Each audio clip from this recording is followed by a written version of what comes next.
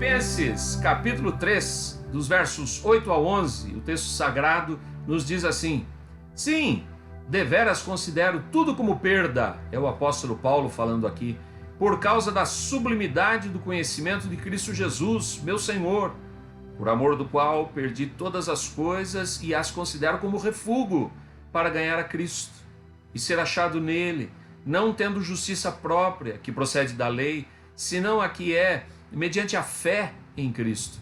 A justiça que procede de Deus, baseada na fé, para o conhecer e o poder da sua ressurreição e a comunhão dos seus sofrimentos, conformando-me com ele na sua morte, para, de algum modo, alcançar a ressurreição dentre os mortos. Que o Senhor nos ajude na meditação da sua palavra nesta noite. Até aqui a palavra do Senhor revelada. Muito bem, vamos lá. Se você perguntar a alguém se ela é pecadora, qualquer pessoa, eu acredito pessoalmente que a maioria das pessoas, por admitir que de alguma forma comete erros, reconhecerá que sim, é pecadora, não é? Se pessoas que cometem erros são pecadoras, então eu acredito que é fácil as pessoas reconhecerem que são pecadoras ou que no mínimo cometem erros, não é? Mas quando você perguntar para essa mesma pessoa se ela sabe que então, como resultado, irá para o inferno, daí a conversa provavelmente tomará um outro rumo. E aí os veja bem vão começar a surgir, na verdade. Surgirão, veja bem, tem muita gente muito pior do que eu. Veja bem, as prisões estão cheias de assassinos e ladrões. Eu nunca matei e roubei, eles que devem ir para o inferno. Veja bem, quantos corruptos há por aí. Eu pago em dia e todos os meus impostos. Talvez ele até diga, a pessoa diga, veja o meu vizinho. Ele chega bêbado, e ele bate na mulher em casa, ele bate nos filhos. Eu não faço isso. Talvez o meu vizinho tenha que ir para o inferno, eu não. Pois é, a sociedade em geral se avalia como do tipo boazinha, ou no mínimo dos que não são nem frios nem quentes, não é? Essa é a verdade. É a mesma coisa dos crentes, não é? Quanto aos crentes, o que é que a gente diz? Olha, há muitos que não são nem frios nem quentes, pessoal. Não existem muitos nas igrejas de hoje? E o que Paulo tem a dizer sobre conhecer a Cristo? Olha, esse é meu tema e o tema de Paulo aqui nesse texto. Conhecer a Cristo está acima de tudo. Esse é o nosso tema, tá? E por que isso? Versos 8 e 9, veja a metade do 8, início do 9 aí. Ele diz que a nossa justiça é a de Cristo. Paulo diz assim, e as considero como refúgio para ganhar a Cristo e ser achado nele. Considera o que como refúgio? Você se lembra? Paulo tinha sido um religioso dedicado. Ele era um fariseu zeloso. Sua vida, meu querido, antes de conhecer Jesus, havia sido marcada por bom comportamento, por méritos, não é? Mas quando Paulo teve um encontro com Jesus e ele entendeu o que Jesus havia feito por ele, meu querido, Paulo na mesma hora entendeu que tudo o que ele havia feito, por melhor que tivesse sido, não era absolutamente nada diante do sacrifício de Jesus. Paulo na hora aprendeu que nada, nem mesmo todas as melhores atitudes conseguem salvar. Nada. Aprendeu que a salvação é pela fé em e graça de Jesus. Mas todos os dias, meu querido, ele mesmo, o próprio Paulo, também enfrentava a tentação de escolher se justificar pelas boas obras pessoais. Você acha que ele não ouvia assim, nos ouvidos dele, aquela tentação? Você era um bom moço, você era respeitado, as pessoas te aplaudiam lá em Israel, as pessoas admiravam você na sinagoga, você andava na rua e era apontado. Para de sofrer por causa do evangelho, para com isso, você já tem saldo na conta. Hein, Carlos, já pensou? Entre o débito e crédito aí, se fechasse a contabilidade de Paulo, Paulo poderia dizer assim, olha, eu já estou no lucro, eu estou no crédito. Mas olha, vou dizer para todos vocês, um teólogo chamado William Barclay, ele parafraseia Paulo da seguinte forma, ele diz assim, abre aspas, cheguei a esta conclusão e ainda permaneço na mesma. Não se trata de uma decisão feita num impulso do momento, é uma decisão que sigo mantendo, fecha aspas. Ou seja, todos os dias, repetidamente, Paulo considerava refúgio as suas boas obras, para que ele pudesse manter a fé, o foco na graça de Jesus. Paulo, então, dá exemplo para nós. Ele diz que renuncia a qualquer tipo de justiça pessoal. É refúgio, ele disse. E olha que a palavra refúgio aqui no original grego é uma palavra pesada. O termo grego aqui é esquibalon. Ele não ocorre em nenhuma outra parte do Novo Testamento, para você ter uma ideia. Só que esquibalon pode ser traduzido de algumas formas em português, como, por exemplo, lixo. Não é muito pesado ainda, né? Aquele resto deixado nas mesas após a festa, sabe? Que todo mundo mexeu, já babaram por ali, aquela coisa nojenta. Pois é, pode ser traduzido por aquilo mesmo, mas o pior de todos, esquibalon também era o excremento humano. É, isso mesmo que você entendeu. É por isso que várias versões da Bíblia trazem aqui nesse texto termos diferentes, porque todos eles se encaixam. A palavra que ele diz assim, considerei tudo como refúgio, é muito mais forte do que mera perda. Ele sugere algo que nunca mais será tocado, gente. Paulo, então, agora, o desejo dele é viver de uma tal forma que possa ter uma comunhão mais profunda com Cristo. Ele continua e diz assim, e ser achado nele. Essa relação nele, que está aqui no verso 9, se refere a um aspecto forense. Sabe o que é forense? A palavra aqui achado nele é um termo usado em tribunal, em fórum, é relativo ao direito. Significa que é a justiça de Cristo imputada ao pecador. Eu vou explicar isso melhor para você. Sabe, essa é algo para que seja tido como sua. O cristão, a pessoa que teve um encontro com Jesus, que entregou a sua vida a Jesus, ela é declarada justa em Cristo Jesus. Eu vou explicar melhor ainda mais para frente para você. Mas essa pessoa declarada justa, ela passa a ter libertação das reivindicações de Satanás. Olha que ponto importante. Uma pessoa que aceitou a Cristo, recebeu essa justiça de Cristo, nem o próprio Satanás tem poder sobre ela, quanto mais os seus demônios ou qualquer criatura do inferno, porque essa pessoa pertence ao reino dos céus, ela pertence a Cristo, ela pertence a Deus. Uma pessoa justificada, ela reconciliou-se com Deus, ela recebeu perdão dos seus pecados. Portanto, a condição de estar em conformidade com a lei de Deus, o Antigo Testamento, porque foi cumprido por Cristo, ele então transfere essa justiça para aquele que teve um encontro com Jesus. E eu faço uma pergunta para você. Você também se sente, ou sente essa tentação, não é? Se sente justo, sente essa tentação de achar que você é bonzinho, é um bom religioso, e por isso você teria então o direito de ser salvo? Seria como aquela pessoa lá da nossa introdução, que não é santo porque peca, mas também não é tão ruim como os outros. Você é esse tipo de pessoa? O grande apóstolo Paulo, ele também enfrentava esse desafio esse diário, de ter essa desculpinha.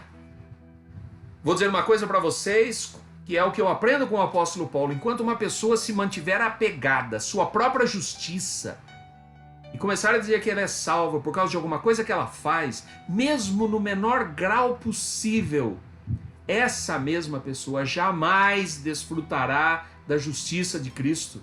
A justiça própria e a justiça de Cristo não andam juntas. Elas são excludentes. Paulo nunca estava satisfeito com o seu conhecimento de Cristo que o levou a entender isso. Quer ver comigo? Ele sempre queria mais comunhão com Cristo. Então, conhecer a Cristo, com base nesse texto aqui, está acima de tudo, por causa do final do verso 9, onde ele diz que nossa justiça não vem das obras. Veja aí na sua Bíblia. Em todas as Bíblias está escrito isso, não tendo justiça própria. E aí ele trata também dos judeus, porque ele vem de origem judaica, ele diz assim, que procede de lei. A justiça de Cristo jamais é o resultado de minha obediência ao Antigo Testamento. O ser humano, ele é pecador, sim. E o pecado, ele tem o seu salário, a sua recompensa. O salário, a recompensa de quem peca é a morte. Esse salário, essa retribuição, ela é paga aos que merecem. E quem é que merece? Todo ser humano é pecador, então todo mundo merece o quê? Morrer. Todo pecador merece a perdição, essa é a verdade. Agora, Cristo morreu no lugar do pecador. Isso é substituição, isso é o que a gente chama de sacrifício vicário. Vicário significa substitutivo, não é? Note que Deus aceita o sacrifício de Cristo no lugar da pena de morte que você e eu merecemos. Você começa a entender o que Cristo fez naquela cruz? Deus, então, ele justifica a pessoa que vem a ele, esse pecador, com base na obra redentora de Jesus. Justificação significa isso, declarar justo. É uma relação certa. A pessoa acerta a sua situação com o Criador. Aí ele passa a estar unido com Deus. Olha, essa justa relação com Deus não se consegue através da lei do Antigo Testamento, Paulo está falando. Ninguém a obtém por si próprio, como ele mesmo diz que abandonou todas as suas obras. Ninguém a ganha através de boas obras, de condutas humanas certinhas. É Deus quem declara justo o pecador, por causa da fé em Jesus Cristo. Deus é que dá ao crente e o crente aceita com confiança. É somente a fé em Jesus Cristo que conduz à justificação do pecador. Veja como Paulo mesmo continua, está aí na sua Bíblia, continua o versículo 9, que conhecer a Cristo está acima de tudo, porque nossa justiça é apropriada, nós tomamos posse disso pela fé. Veja o que diz o verso 9, e eu quero que você esteja sempre com a sua Bíblia aberta para conferir, senão a que é mediante a fé em Cristo. Olha, aqui está o método de Deus. Aqui está o método divino para receber o dom gratuito, o presente de Deus. Note que a única justiça que tem qualquer valor diante de Deus é a justiça de Cristo, a dele, que é imputada a nós. Nós vimos acima, não é? Que a justiça de Cristo é imputada ao pecador como um dom, como um presente de Deus. Você sabe como eu, né? Um presente sempre é recebido de graça. Vamos dar uma repassada aqui então no óbvio, para não ficar dúvida alguma. Por um presente não se pode pagar. Um presente apenas se pode o quê? Aceitar. Então, o que Deus está nos dizendo? A fé é dada por Deus. Está lá em Efésios capítulo 2, versos 8 e 9, não é? A fé não vem de nós, é um dom de Deus, é um presente de Deus. Como é que acontece isso então? Olha, o homem natural que estava morto, o que é estar morto diante de Deus? É estar em pecado. Todas as pessoas que pecam estão para Deus numa situação de morte. São verdadeiros, ainda que vivam, são como zumbis. Vivem a vida social, mas espiritualmente estão mortas. Essa pessoa, ela é revivida por Deus. E Deus insufla, coloca, dá a ela a fé salvadora, Isso é um presente de Deus para nós, sabe? Quando Cristo não é mais aquele ser que você vê apenas nos filminhos de sessão da tarde ou assiste no cinema, ele salta da tela, ele se torna vivo. De repente, Cristo é o meu Jesus, é o meu Cristo, é o meu Salvador. Essa fé faz com que a pessoa entenda de fato a obra da redenção. E então essa pessoa aceita a Cristo como seu Salvador pessoal, como seu libertador. É com essa confiança na obra redentora, revelada pela palavra de Deus, que Cristo passa a ser o quê? A justiça do crente. É com essa confiança é quase que infantil, gente. Essa confiança ela é pura, ela é completa, ela é plena, é uma confiança total.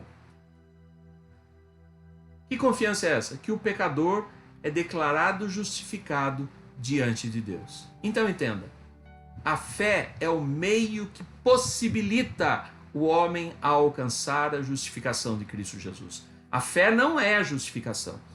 Cristo morreu em nosso lugar. Ele proveu a justificação. É Ele quem vai nos justificar. E o Pai é aquele que é o juiz. É aquele que vai nos condenar, porque nós somos pecadores. Mas Cristo, Ele paga a nossa dívida. Ele morreu no nosso lugar. Ele pagou a nossa dívida. O Pai aceita o sacrifício do Filho em nosso lugar. Deus continua sendo justo, a sua justiça é suprida, ele faz justiça, o Filho se ofereceu de livre e espontânea vontade para suprir essa justiça, para pagar a nossa dívida, e agora, toda vez que o Pai olha para aquele que se entregou ao Filho, ele olha para o Filho e não para o pecador. Isso é a justiça de Deus. Veja como é importante o que Paulo está falando, que conhecer a Cristo está acima de tudo, porque termina o verso 9, porque a nossa justiça procede do próprio Deus. Está escrito aí, a justiça que procede de Deus, baseada na fé. Que alegria poder compartilhar isso com vocês, meus irmãos. Note o contraste dessa declaração aqui no verso 9 com a declaração do verso anterior. A justiça do crente, ela procede de Deus, não de boas obras. A justiça do crente vai contra qualquer justiça minha. É aquele refúgio que Paulo estava falando. Deixou tudo como refúgio, declarou como refúgio, reputou como refúgio as suas boas obras. Porque nossas boas obras, por melhores que forem, elas são imperfeitas. Por melhores que sejam, elas são imperfeitas. Porque a justiça é a de Cristo, é isso que dá garantia, tanto ao crente mais simples, o mais humilde, mas o mais dedicado também, tanto ao mais simples quanto ao sábio, ao educado, ou seja, isso dá garantia a todos os homens que se entregam a Cristo. Isso dá garantia para que o pecador possa ter acesso a Deus. Note que foi Deus mesmo quem tomou a iniciativa. Ele preparou o caminho é a fé. E ele abriu a porta de entrada para a sua presença. A porta de entrada é a justificação de Cristo, a que nós temos acesso agora. Em outras palavras, o Deus justo exige que a justiça seja realizada, mas ele supre uma justiça à altura da necessidade, um valor à altura da dívida, ou seja, a justiça procede de Deus. Por quê? Porque foi uma iniciativa divina na pessoa do próprio Cristo Jesus, que é Deus, ele é o Filho de Deus. Então, ela é aceita por Deus, a justiça de Cristo, porque ela procede de Deus mesmo, da Trindade. É uma obra da Trindade para salvar a criatura perdida. O papel nosso é o quê? Efésios 2:8. É crer nessa obra redentora. Vamos lá, vamos pensar um pouco. Não é maravilhoso saber que Deus mesmo, o próprio Deus, fez um mapa para você, para mim, para nós nos achegarmos a Ele? Agora anote isso. A fé em Cristo Jesus é o botão iniciar desse GPS divino que conduz à vida eterna com Deus. Ora, você percebe comigo do que Paulo está a que Paulo está se referindo, do que Paulo está falando? Conhecer a Cristo está acima de tudo, porque é uma justiça que nos molda à forma de Cristo.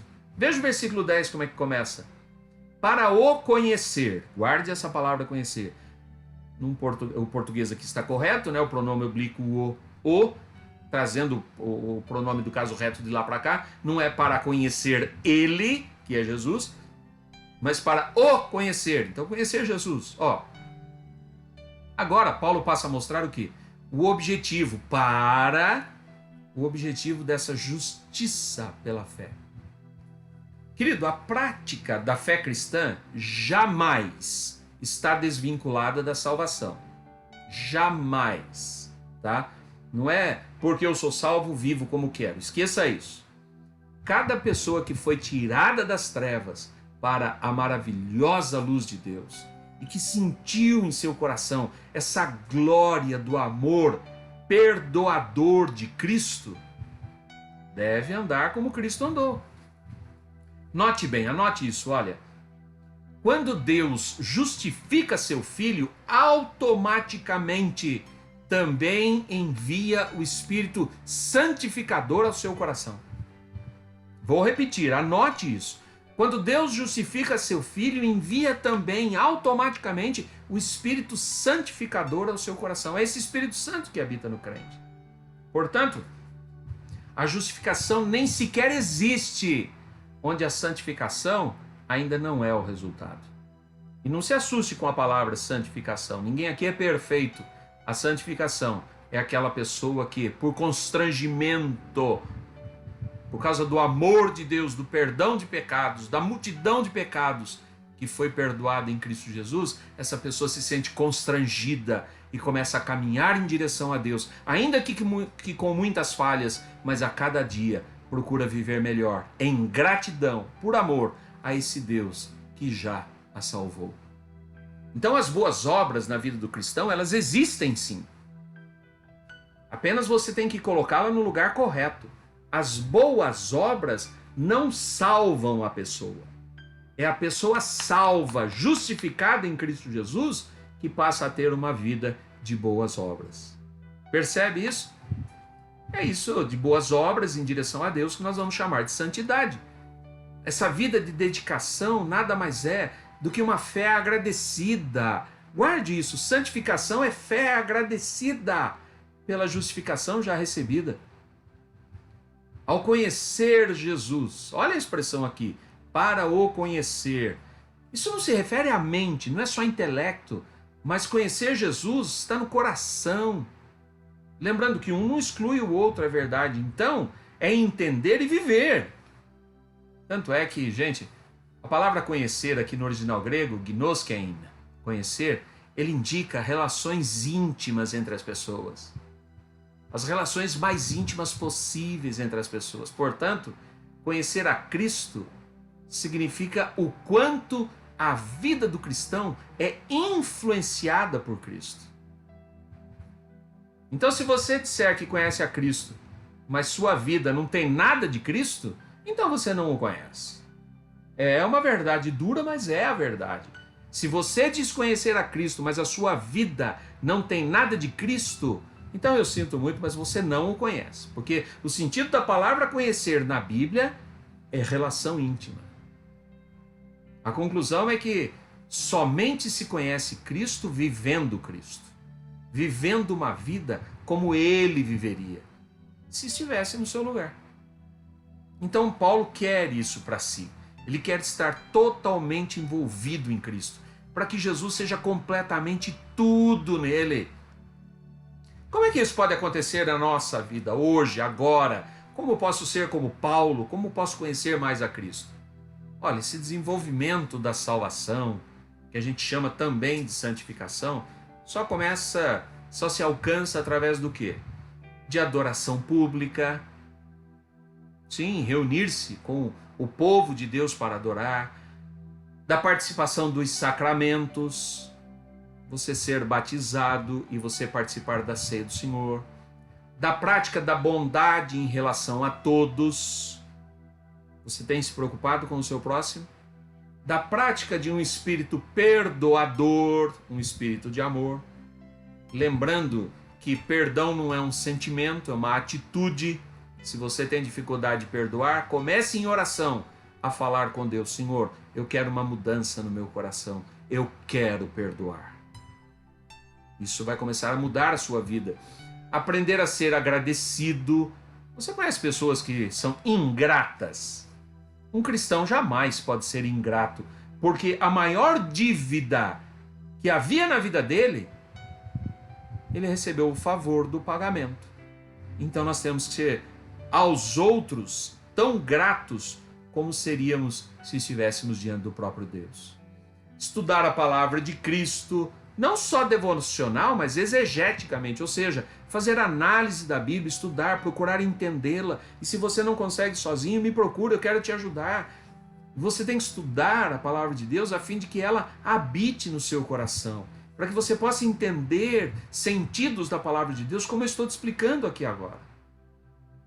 Se consegue alcançar esse desenvolvimento da salvação através do cântico de salmos, de hinos, cânticos espirituais para a glória de Deus, como nós fazemos na igreja. E aí eu vou fazer uma distinção de palavras. Você só canta ou louva de fato?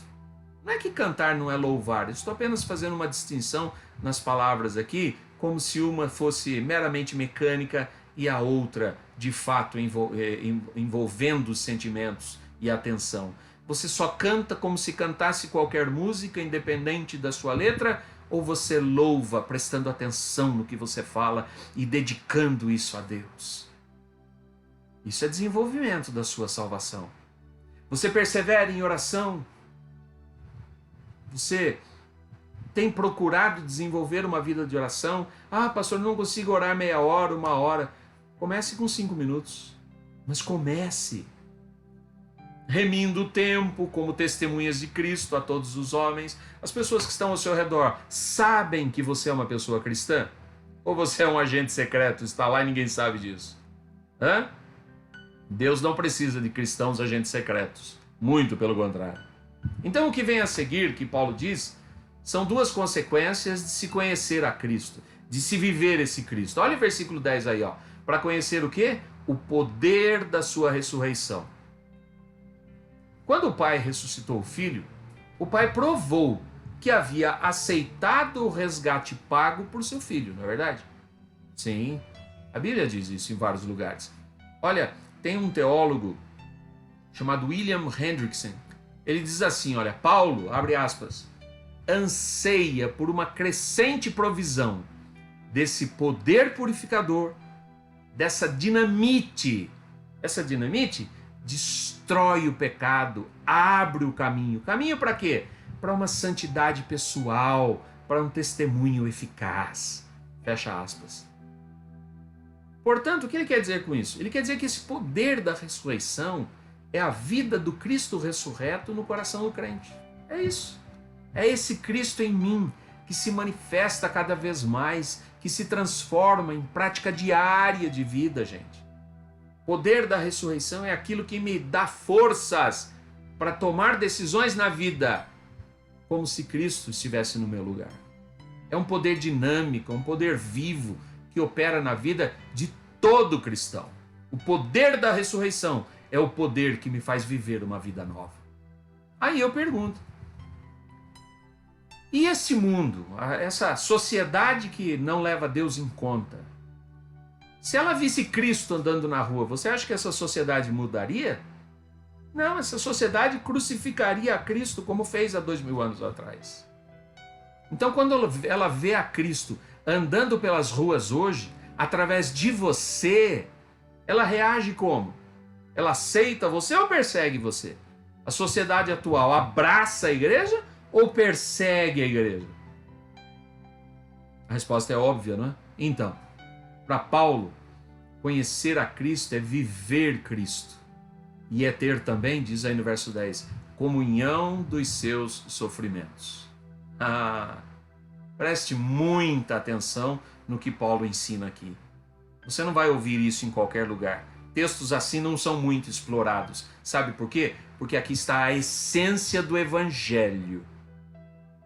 Paulo deseja ardentemente participar mais e mais, plenamente, das aflições do seu Salvador. Não é que ele era masoquista, não. Ele não gostava de sofrer, não. Ele não está dizendo também que a obra de Cristo ficou incompleta, que nós precisamos completá-la. Nada disso. Hebreus 10:14 é muito claro em dizer que o que Jesus fez foi perfeito, completo e único. Mas então o que é que Paulo está querendo dizer aqui, gente? Ele quer dizer que quando o cristão tem de padecer, ele não procura isso, mas tem de padecer, porque de alguma maneira, e nós não sabemos explicar como, Paulo está dizendo aqui que o cristão participa dos mesmos sofrimentos de Cristo e ainda completa esses sofrimentos. Ora, o apóstolo Paulo já havia dito isso antes, aqui mesmo, nessa mesma carta. Filipenses 1:29, ele diz assim: porque vos foi concedida, escrevendo aos Filipenses, a graça de padecer por Cristo e não somente de crer nele. Sofrimento, a perseguição religiosa que os filipenses sofriam, Paulo está dizendo que foi uma permissão de Deus, foi uma graça, foi um presente. Portanto, estar em Cristo envolve comunhão com Cristo em todas as áreas. Você quer a glória e a bênção de Cristo? Você tem de se conformar também de sofrer como Cristo sofreu. Meu caro, sua vida, essa sua vida de Cristo, não é obediente ao Pai, os sofrimentos, sua morte, sua glória são o nosso caminho. Nunca se esqueça que a glória passa antes pela cruz. Então, o crente que leva a sua cruz participa dos sofrimentos de Cristo e ajuda a carregar a cruz de Cristo. Então, após conhecer o poder da ressurreição, que é esse poder que nos faz viver uma vida nova, essa vida no Espírito, após conhecer o poder da ressurreição, vem a comunhão dos seus sofrimentos. É essa nova vida em Cristo, é essa nova vida com Cristo, que coloca o crente onde Cristo sempre esteve, em uma posição de atitudes opostas ao mundo, o que gera perseguição, o que gera reprovação do crente, como fizeram com Cristo, gente. Aquele que não está debaixo do poder da ressurreição não vai compartilhar dos sofrimentos de Cristo. Por quê? Porque suas atitudes não são diferentes da do mundo. As escolhas dessa pessoa não são iguais às do... Perdão, elas já são iguais às do mundo. Não sei por quê. Não há por que ser perseguido. Mas a pessoa que vive em Cristo, ela padece por Cristo. Como é que acontece isso hoje? Ora, através de perseguições, gente. Você acha que a igreja está sendo perseguida hoje ou não? E em várias partes do mundo. Em várias partes do mundo, inclusive com açoites, com apedrejamento, fome, sede, frio, nudez e outras. Todas as dificuldades, preste atenção nisso, suportadas na obra do Senhor, no testemunho de Cristo a todos os homens, como acontecia em Atos dos Apóstolos, gente. Aliás, a igreja atual, nós nos esquecemos que a igreja de Atos dos Apóstolos somos nós, as sucessoras. O tempo passou, mas a história da igreja continua sendo escrita. Os anos, as décadas, os séculos, milênios de história da igreja são volumes de livros que continuam sendo escritos. E você e eu, nós somos personagens desse Atos dos Apóstolos. Nós somos personagens do Atos dos Apóstolos, volume século 21.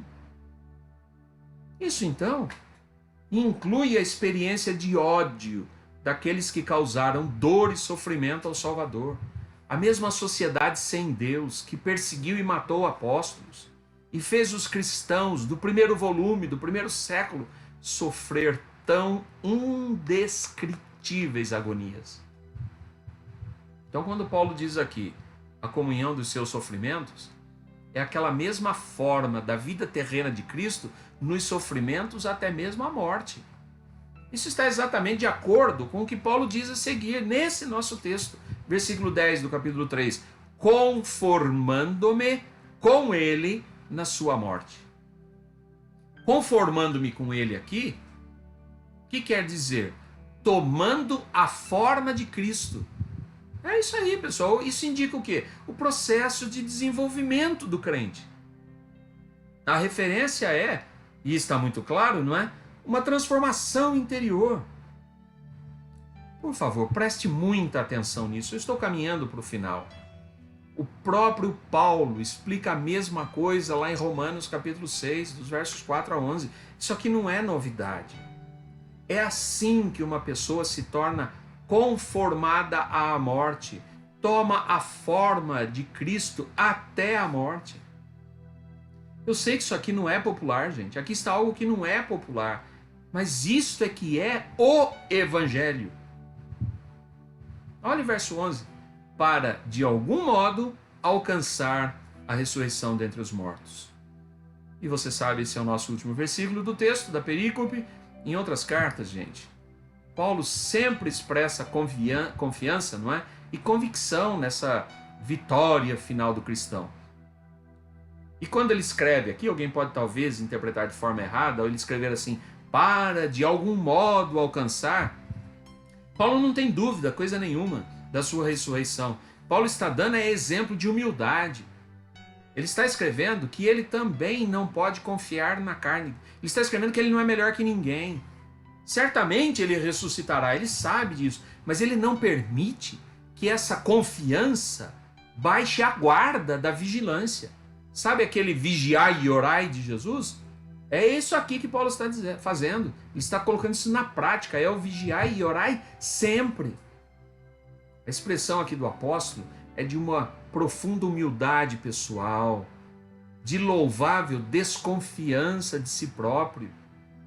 Essas palavras, gente, registram o tremendo esforço do apóstolo na carreira cristã.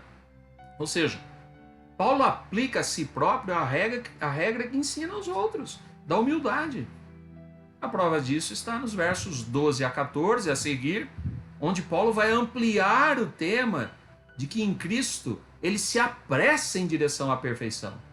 Mas o que vem a seguir, veremos juntos em uma outra ocasião, tá? Aqui eu quero dizer para você que a certeza da salvação, que a palavra de Deus ensina, e o Espírito Santo testemunha no coração, tem levado, e eu pergunto para você, tem levado você a baixar a guarda da sua vigilância cristã?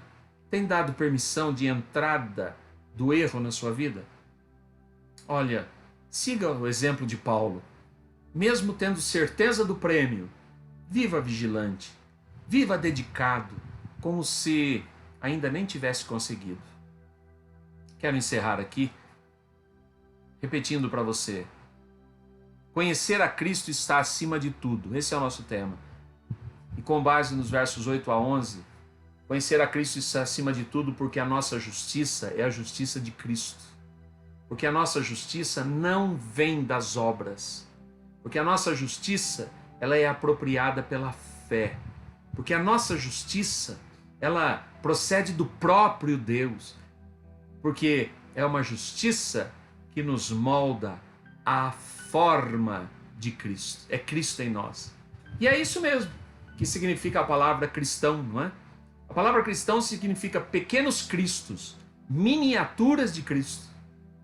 Porque conhecer a Cristo é se identificar tanto com Ele, de modo a participar de sua mesma experiência, comportar-se como Ele se comportou, levar sua cruz, morrer sua morte e, finalmente, viver a vida, aquela vida que Ele vive para sempre. Aleluia. Amém.